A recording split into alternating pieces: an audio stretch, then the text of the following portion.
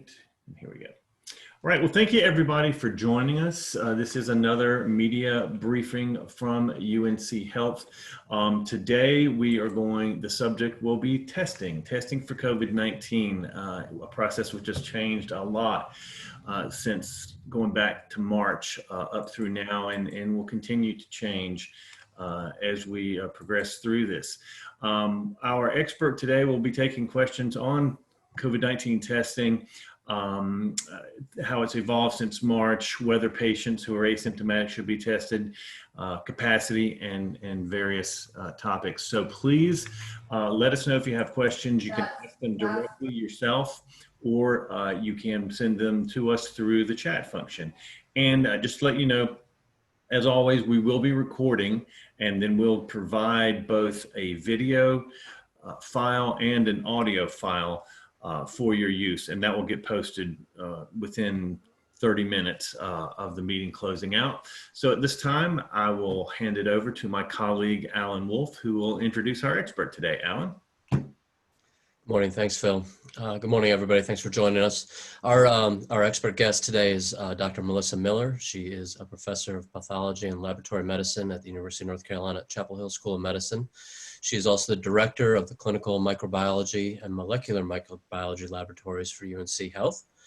She received her Ph.D. in molecular biology from Princeton and a fellowship in medical and public health microbiology at UNC. Dr. Miller's research interests include the development of accurate and cost-effective molecular tests for viral infections and the assessment of patient and healthcare outcomes associated with the implementation of new molecular technologies. Dr. Miller, would you like to make a few opening remarks, and then we will open it up for questions? Sure. Thank you all for joining us today. As you all are keenly aware of, as am I, testing has been at the forefront of this pandemic. How can we get more tests? Who should we be testing? What types of tests should we be using? And that discussion even continues today, over 6 months now into the pandemic here in North Carolina. So I'll just take you back a little bit to remind you it's always good to look back at where we came from. So we started our first COVID test here on March 16th. Seems like about a decade ago at this point. And that was our own test that we developed following a WHO protocol that we received FDA emergency use authorization to use for patient care. We still have that test available, although due to the throughput, we tend to use more of the commercial-based FDA EUA tests now to have more tests per day that we're able to put out. So when we started, we could do a maximum of between 120 to 300 a day using our test alone.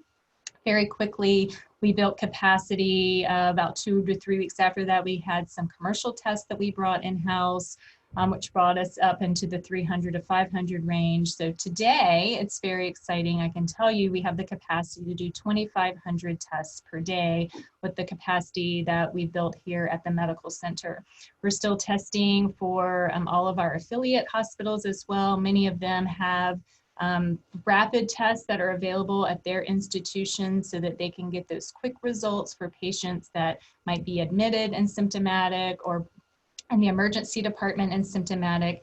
But asymptomatic patients and patients who can wait a little bit longer for their tests, those would be sent here to the medical center. We also support our respiratory diagnostics center here in Chapel Hill and do all of the testing of those that are being seen at that site. Some of our other respiratory diagnostics centers do use some of the commercial-based laboratories for the testing. So we continue to ramp up capacity for COVID. We're able to support some of the state efforts by doing this. And we're not testing 2,500 a day. So we have capacity to test more. And I think that becomes very important as now we head into flu season. So you've heard these twin epidemics, twin-demics, or whatever they're being called, or fluvid. A number of different names have been used, and it has caused a lot of concern, I think, for us in the laboratory, for providers, and probably some for the community as well. How do you manage a respiratory virus pandemic in the middle of another respiratory virus potential epidemic? And I'm speaking of flu in terms of that second virus. We can talk a bit about that.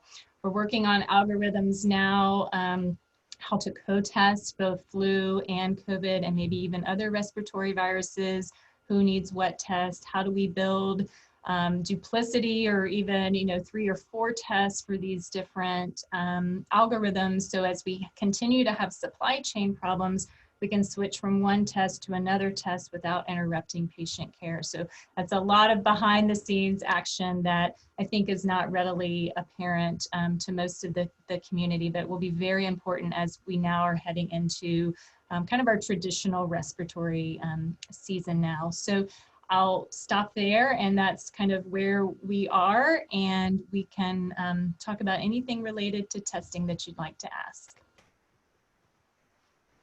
So yes, members of the media, please, if you've got a question right now, jump right in and ask. No need to raise your hand or anything, so jump right in. Dr. Miller, let me ask one question. You and I talked earlier in the week about a milestone that your lab reached just recently. Could you talk a little bit about that? Yes, I can't believe I didn't think to mention that. So thank you for prompting me. So about 2 weeks ago, we hit our 100,000th COVID test reported here at the medical center. And to give you an idea of scale, I looked at all of the molecular microbiology testing. So every test that we do, including for other infectious diseases before COVID, and then a similar 6-month period, we did less than 50,000. So we've done twice as many tests as overall that we did the 6 months prior, plus all of our other regular work. So it's really quite phenomenal what laboratories have accomplished during this time. We're often behind the scenes and nobody really knows what happens after their specimen is collected and it goes to the lab. To be able to build this capacity and to reach that milestone in terms of numbers of tests, we've had to not only buy instruments, we've had to hire new employees, get them all trained, find space for all of the testing that's being done. So it's really been quite a massive effort to get to where we are today. Excellent. Talk to us just a little bit about, as we head into flu season, what are your sort of top concerns? Is it the supply chain? Is it capacity? Is it just being able to sort out who has flu, who has COVID, who has something else? It's all of the above. This is what keeps me up at night right now, is thinking about what this looks like in the middle of a flu season. And we don't know how much flu we're going to see, certainly in the Southern Hemisphere, which we often look at what happens in their respiratory season to predict what might happen here. There was not a lot of flu in the Southern Hemisphere. That being said, some of the restrictions are very different here and maybe less strict than they are in places in the Southern Hemisphere. So we very well may see more flu than they saw, and we have to be prepared as if that's going to happen no matter what happens. So first of all, everybody get your flu shots. That will help. I have my appointment for mine next week. So the supply chain continues to be a major issue. Not just for COVID testing, but for all laboratory testing, particularly as it relates to the microbiology lab. So even doing our traditional cultures, like for a urinary tract infection or a surgical wound culture, we've had problems getting supplies to be able to do those cultures how we normally do. Other issues that we've had are just basic disposables in the lab. There's been shortages of certain plastics that are used in these disposables, and that affects a lot of areas of the lab. So we're every day it's a new fire. We're having to, this lab is, one of our affiliates labs are out of this. Can they send it here? Can we send it? It's this big shell game to keep laboratory testing to the standards that we want to keep it. And it really is sometimes just-in-time shipments that we're getting. So that is a very serious concern going into the flu season. Will we have the tests that we need to do both flu testing and other respiratory testing as well as COVID testing? So making sure we prioritize patients appropriately. So the medical center has a testing work group that has worked on these priorities, and who gets a flu plus COVID test, who gets a full respiratory panel plus a COVID test, and who just needs a COVID test. So anyone who is symptomatic will minimally be tested for flu and COVID. Clinically, you can't distinguish them. You're symptomatic, you need a test. There's no reason to only test for COVID or only test for flu. So those will be combined into one test. In terms of asymptomatic patients, we don't test asymptomatic patients for flu and other respiratory virus like we have for COVID and the pandemic. So we have, we know we have asymptomatic persons that are infected with SARS-CoV-2 that we need to be able to detect in order to interrupt that transmission chain. So that will continue, and that will be a COVID-only test. So I feel best about that supply chain because we've had some time to build up to the capacity we have, but we're reliant on a lot of commercial manufacturers for these combination tests of flu and COVID. And so, as I mentioned before, we have several platforms already in the laboratory that can do these types of tests. And we're acquiring 2 additional different manufacturers' tests to bring into the lab, so we have that as backup. So certainly a huge concern from a supply chain, but I think we're as prepared as we can be going into this. Very early on, I know one of the supply chain challenges you had was swabs, because they happen to be sourced out of Italy, which was just being pounded at the time. How did you deal with that? Knowing that the longer swabs that folks were having to use, what did you do to manage that?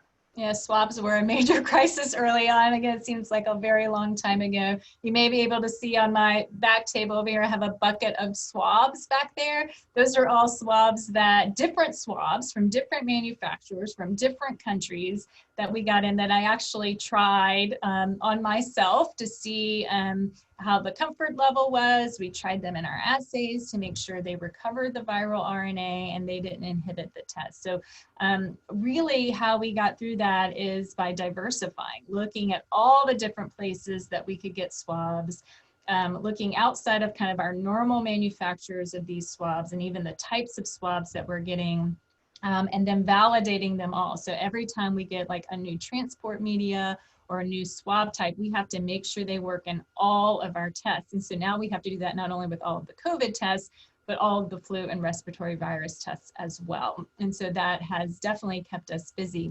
We even looked outside of the box in your traditional swab into 3D printed swabs. These can, be printed in a day. They would FedEx them to us. We want this part shorter. We want this part longer. We want the break point here.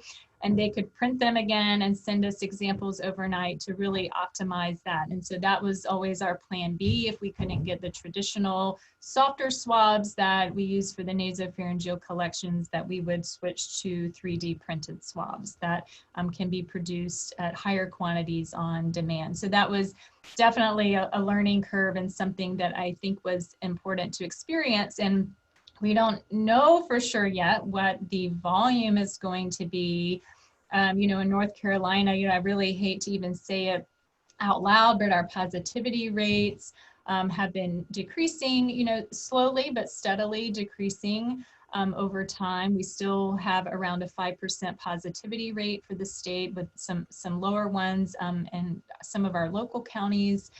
Durham and Orange County, for example, are below 5% now. What that looks like in a flu season may be very different, and we may see volumes greater than we even saw kind of in our peak COVID testing, which was around July. Shortly after July 4th, we had our peak COVID testing. So it may come up again, but we have sourced thousands and thousands of swabs that we have available, and even we packaged our own kits. So usually they come in a kit with the swab and the transport media. Well, we couldn't get them as kits, so we bought everything separately, even made some of our own transport media. And we had volunteers come in, people from all areas of the hospital, some folks who had were on leave and couldn't, run their clinics, and we had physical therapists, all sorts of people in the lab that were sitting and making these swab kits that we still have available. So, do we have any questions from media? If so, just ask away. I can't believe there are no testing questions. Well, we've got media online, so and we're broadcasting on WRL's website. Quick question. So, if you're driving around now at various drugstores, you may see signs that say free testing or testing here.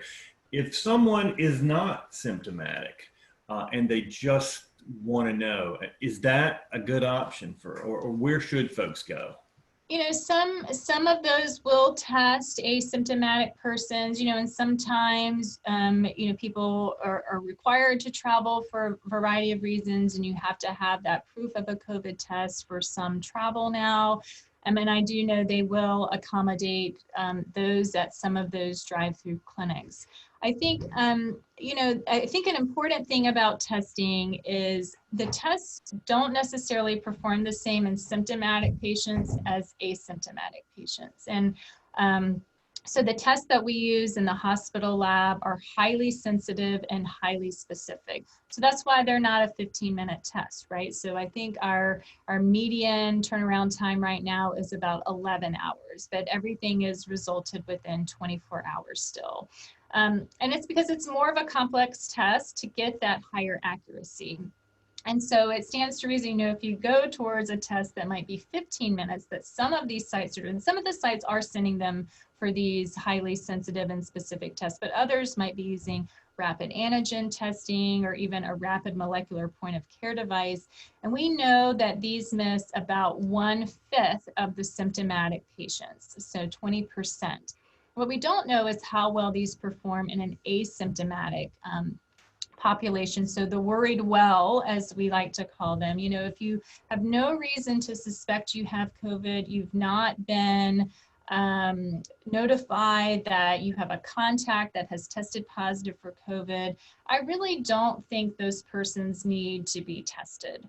Because at some point it's going to max our capability to offer services, and we need to make sure we still have the testing available for those who are at greatest risk, who are symptomatic, or who are contacts of those who have tested positive.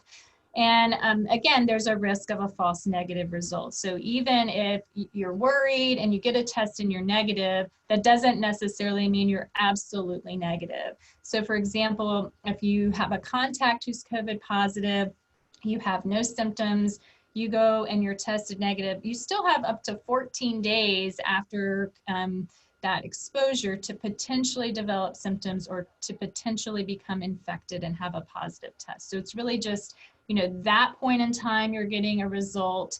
It doesn't, it's not like a negative passport is what I call it. It doesn't mean, oh, okay, I'm good for the next however many days. We don't know those data.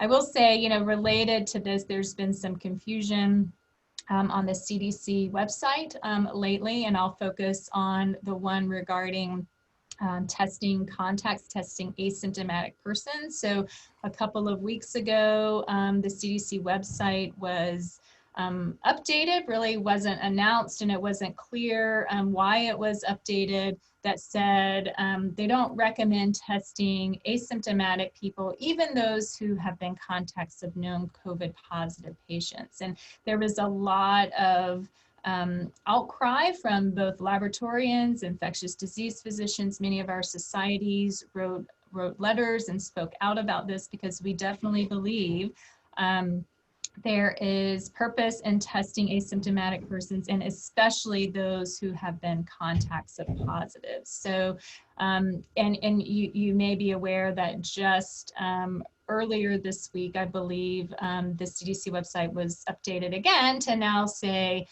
yes, contacts and exposure should be tested even if asymptomatic. So unfortunately, that caused a bit of confusion around this, but our policy here at the medical center in terms of meeting criteria to be tested did not change during that time. We certainly were still doing contact tracing. Great. Recall early on that your lab developed a test. Could you talk about how that came about? I mean, or sort of what the process is. You get, I assume, some assistance from the CDC, and they provide No, the CDC No. wasn't involved at all. No, so, we have experience with this. I was actually a medical microbiology fellow during the first SARS, and that was my first experience developing a test for a potential pandemic. And, this is, that was, I hate to say it's, 18 years ago or so now, but things have changed a lot in that time, but the same basic premise applies today, is that there's not a commercial test, right? There's a virus that has been sequenced. The sequence is publicly available. So as long as the genome of the virus is publicly available, we can design a test to detect, in this case, it's RNA, it's genetic sequence. So, we've done it with the first SARS, we did it with Zika, we did it with pandemic flu, we did it with the Middle Eastern respiratory virus, coronavirus as well. So we were already kind of watching towards the end of 2019, early 2020, what was going on with this novel coronavirus. And that point in which you decide, okay, we need to develop a test, it's not clear cut exactly what that is, but once we realized that it was at least going to be an epidemic, not knowing it was a pandemic quite yet, we thought, well, it'd be better to develop a test and never use it, and it just sits in the freezer, than to arrive on our shores in the US and then we're not ready, right? So we started that process. Our medical microbiology fellow then, Cecilia Thompson, worked on that. And developed that again because there were no commercial tests available. So that's why we had to do that.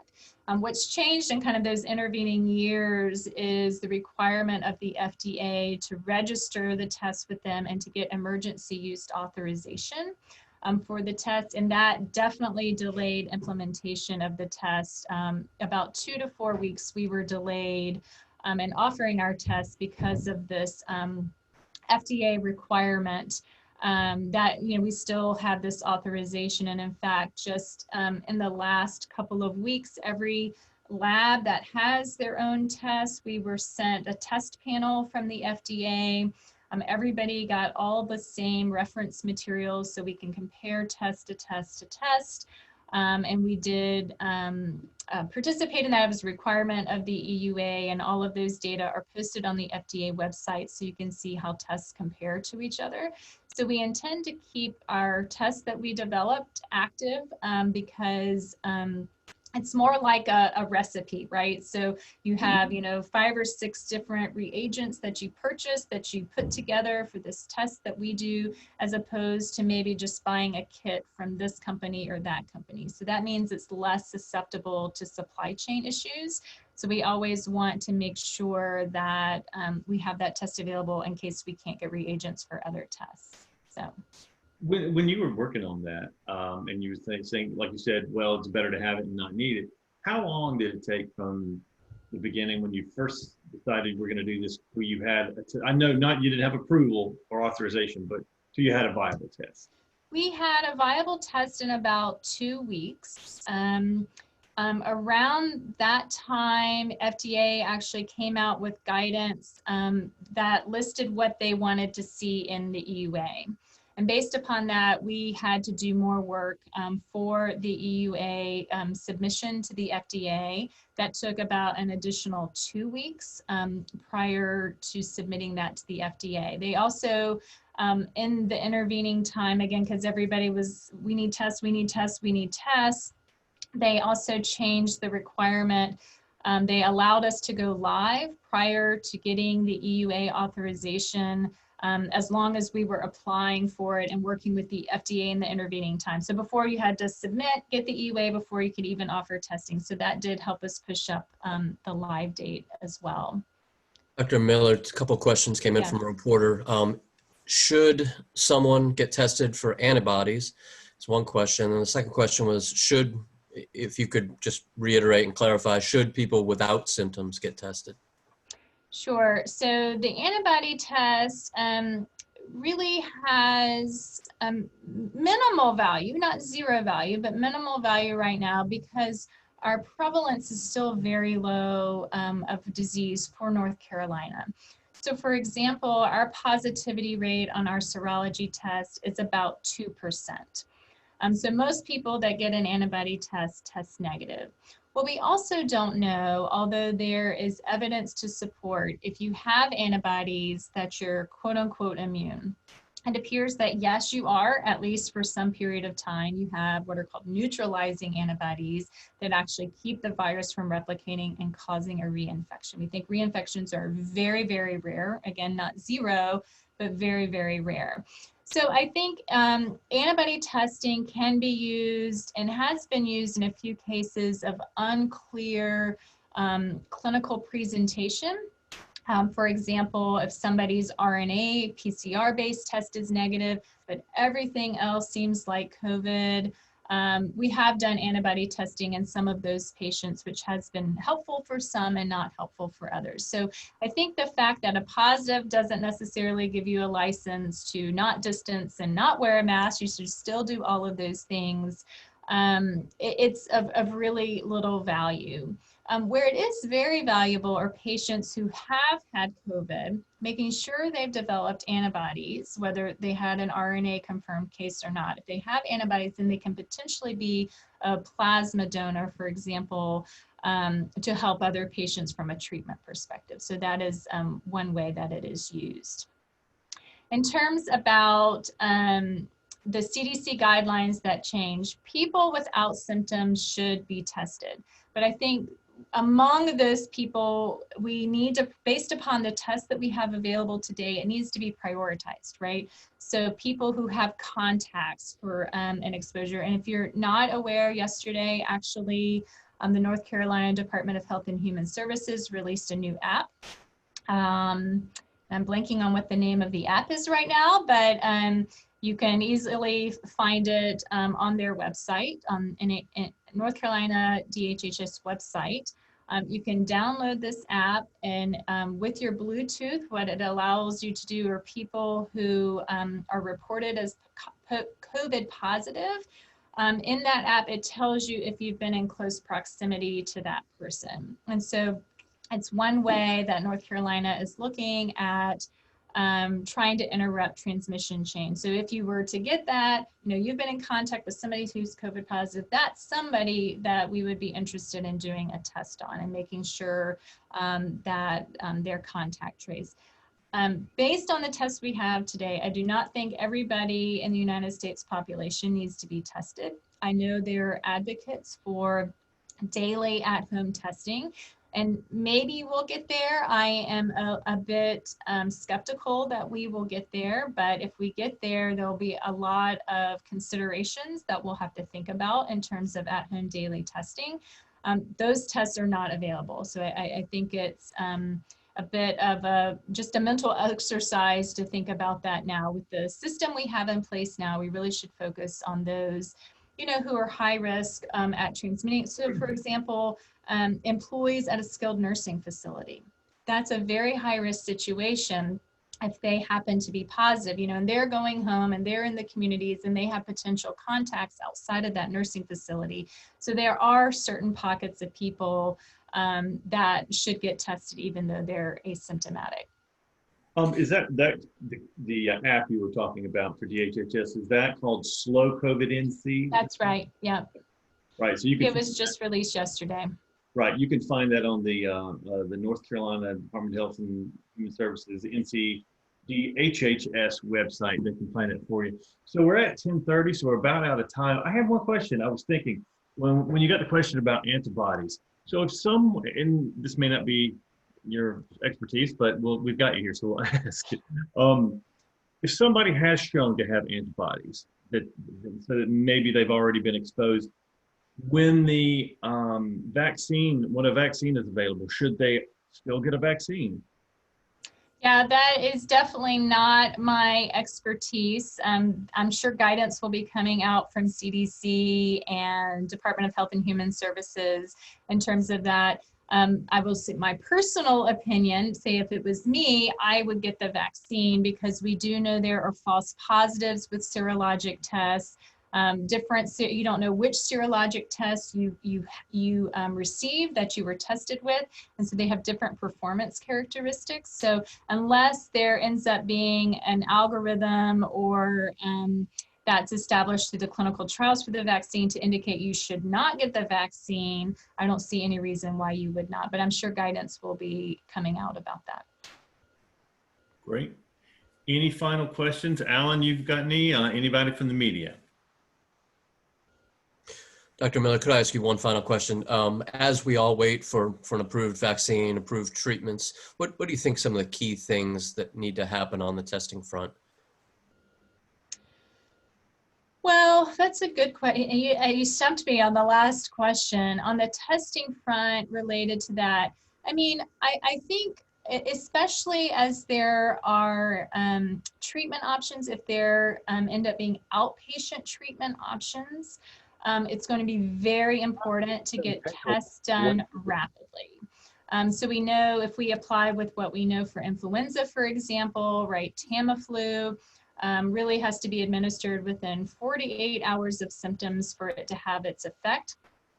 If there are data to support something similar for SARS-CoV-2, it's going to be important to have people who are symptomatic to get tested very quickly, and those tests have to come back quickly. And that's something that through the pandemic, in general, the US has struggled with, has been the turnaround time of various COVID tests. We've been able to maintain our less than 24-hour turnaround time, but and it's related to how many tests are being done, right? So if more people are getting tested, more people are symptomatic, usually those turnaround times tend to creep up, which we don't want, for example, if there is a treatment available. All right, so one quick question, make sure I understood. With an increase in flu tests, there could also be an increase in COVID tests. Is that correct? If I'm understanding this correctly, my point in that was if a person is symptomatic with influenza-like illness, right? That's what we call it, like a fever and a cough. That's the same thing as COVID, it's the same thing as flu. You wouldn't be able to pick one or the other. You know, I want this patient tested for flu, I want this patient tested for COVID. All symptomatic persons in the middle of a flu season should be tested for both. So the increase in the test would really be due to the increase in symptomatic persons, right? So we are seeing, you know, for several months, we saw nothing but COVID from a respiratory virus perspective. We are now starting to see a few other respiratory viruses, mainly a virus called rhinovirus, just a common cold virus, a couple other viruses. So that does tell me, you know, people are interacting with each other. They're still able to get a cold. If you're still able to get a cold, you're still able to get COVID, right? So as there's more symptomatic persons, there's going to be the demand for more testing. And it really should always be co-testing with flu and COVID, again, because there is an intervention for flu. Great. Thank you so much. Well, we're at 10:34, so we've kept you longer. Thank you so much for this. This is great content. And just to let everybody know, the media, we will be posting audio and video files for your use. And that will be coming out. There will be links to that within 30 minutes or so. And those are unedited as always, so you can use those as you wish. Dr. Miller, thank you so much for being with us here again today. We really appreciate it. And that will conclude our media briefing for today. Thank you, everybody. Thanks, Dr. Miller.